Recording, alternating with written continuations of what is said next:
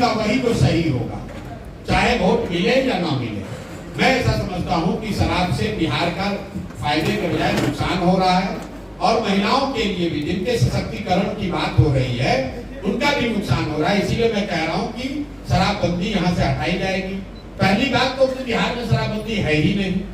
शराबबंदी के नाम पर खाली शराब का दुकान बंद है, शराब बंद कहाँ है? शराब तो हर घर में बिक ही रहा है, तो किस फायदे की बात कर रहे हैं?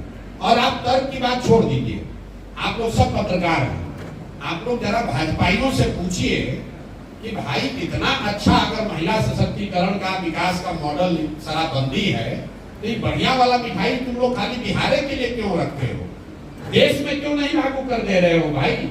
देश में भी तो भाजपा की सरकार है। अगर शराबबंदी से ही सब फायदा है तो ये फायदा सिर्फ बिहार के लोगों को क्यों दिया जा रहा है?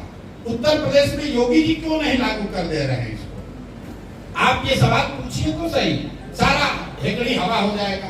अरे बिहार के बच्चों के से मजदूरी करा रहे हो, उसको सूखा नशा हो रहा है, उसकी तुमको चिंता नहीं है, तुम तो कहोगे कि शराबबंदी अच्छी है।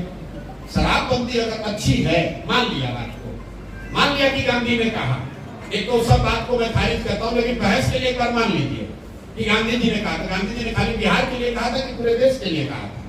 तो पूरे देश में क्यों नहीं लागू करते हो? उत्तर प्रदेश में क्यों नहीं लागू कर रहे हो?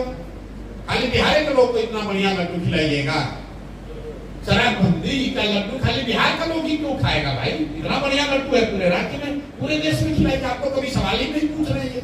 रोज ये कहे जा रहे हैं, प्रशांत किशोर कह रहे हैं शराबबंदी। अरे भाई भाजपाइयों को पकड़िए, भाजपा का जो डिप्टी सीएम उनको पकड़िए और कहिए कि सर शराबबंदी से इतना फायदा बिहार में हो रहा है, तो यूपी के लोगों को काहे वंचित किए हुए हैं? उनको भी तुरंत इसका फायदा दिलवाइए। जाके धरने पर बैठ जाइए, मोदी जी अगली बार आते तो जरा कहलवा दीजिए कि पूरे देश में शराबबंदी लागू हो जाएगा, दम दिख जाएगा। अभी अगर दम है भाजपाइयों में तो उनसे कहिए कि जरा कह दे कि पूरे देश में शराबबंदी लागू हो जाएगा, क्योंकि गांधी जी ने कहा था जैसा वो दावा कर रहे हैं। गांधी जी खाली बिहार के लिए कहे थे, बिहार के लोगों को मूर्ख बनाने का और कोई उपाय नहीं है। फैक्ट्री बिहार में क्यों नहीं लगेगा? इसलिए नहीं लगेगा कि फैक्ट्री बिहार में लगेगा तो 12,000 रुपया में मजदूरी करने के लिए गुजरात में मजदूर आएगा कहाँ से? यहाँ शराबबंदी लागू नहीं रहेगा तो बिहार का आदमी पीछे रहेगा कैसे? 20,000 करोड़ का साल का नुकसान नहीं होगा तो हम लोग केंद्र के सामने जाकर हाथ क्यों फैलाएंगे? पटना सेंट्रल यूनिवर्सिटी बनना चाहिए, इसकी क्या जरूरत है? शराबबंदी नहीं होगी, 5,000 करोड़ रुपया लगाकर बिहार अपने दम पर सेंट्रल यूनिवर्सिटी बना सकता है। क्या जरूरत है भीख मांगने की दिल्ली से?